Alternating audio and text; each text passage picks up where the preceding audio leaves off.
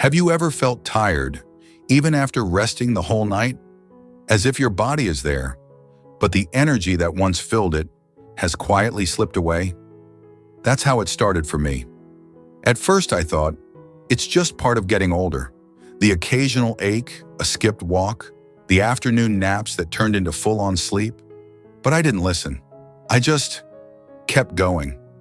I ignored the way my knees whispered when I stood up. I ignored the tightness in my chest when I climbed the stairs.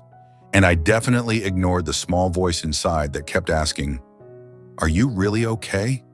I told myself what most of us do at this age. You're fine. You're just getting older. But deep down, I knew something was off. It was a slow, silent drift. One missed checkup became two. One skipped walk turned into months of sitting still. And little by little, I stopped recognizing the person in the mirror. My face looked tired, not just wrinkled, tired. My hands trembled more than usual when I poured my morning coffee. And some days I'd forget where I placed things I swore I had in my hand just moments ago. Still, I brushed it off. It's just age, I told myself again. But the truth? Age doesn't have to feel like this. One morning something shifted. It was quiet, nothing dramatic. Just a soft, heavy pressure in my chest, like a weight I hadn't noticed before. I sat down thinking it would pass. It didn't.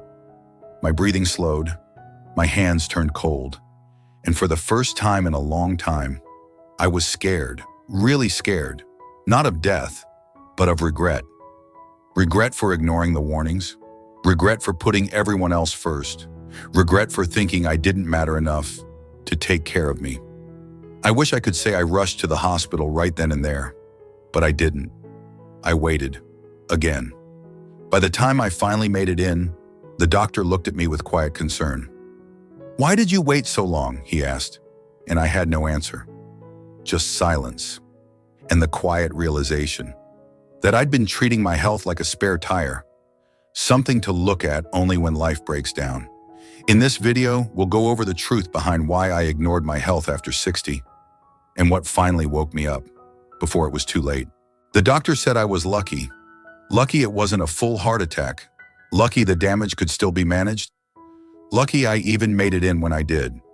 But it didn't feel like luck. It felt like shame.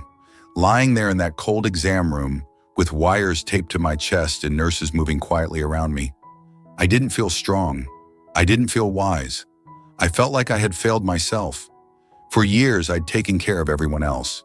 My kids, my grandkids, the house, the bills, the holidays, the birthdays. But somewhere along the way, I stopped taking care of me. I skipped meal or ate whatever was easy. I didn't drink enough water. I sat too long. I let stress make a home in my chest and called it normal. And I never, not once, said, "What do I need today?" Because, well, that felt selfish. But as I lay there listening to the steady beep of the heart monitor, I realized what real selfishness was. It wasn't putting myself first. It was ignoring myself altogether. That day something changed. Not overnight, not magically, but deeply. I went home and I sat on the edge of my bed and I cried, softly, quietly, not from pain, but from the weight of years spent disconnected from my own body. I placed my hand on my chest, felt the slow, steady beat beneath my palm, and whispered, "I'm still here." That was the beginning. I didn't start with diets or gym routines or big promises. I just started small. A glass of water in the morning, a slow stretch before I got dressed, a 5-minute walk, even if it was just to the end of the driveway. And maybe the most powerful thing of all, I started listening to myself. When I felt tired, I rested. When I felt heavy inside, I talked to someone, my daughter, my friend, even my old neighbor Frank across the street. Each little step reminded me, it's never too late to come back to yourself. It's not about chasing youth. It's about honoring the life that's still ahead and realizing it's worth showing up for every day, even now, especially now. I wish someone had told me earlier that health isn't about perfection. It's not about numbers or strict routines. It's about connection to your breath, to your thoughts, to the quiet little signs your body gives you each day. Now I don't rush anymore. I take my time in the morning. I let the sun touch my face before I start the day. I listen to music while I make breakfast. Real breakfast, not just coffee and toast. I walk, not far, but far enough to feel my heart working. And I smile at strangers again, the way I used to. The truth is, I still have pain. Some days are harder than others, but I'm here. I'm not just existing, I'm living.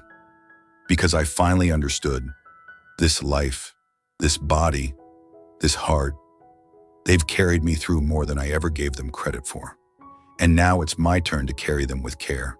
So if you're watching this and you've been ignoring the little signs, telling yourself, I'll deal with it later, please don't wait.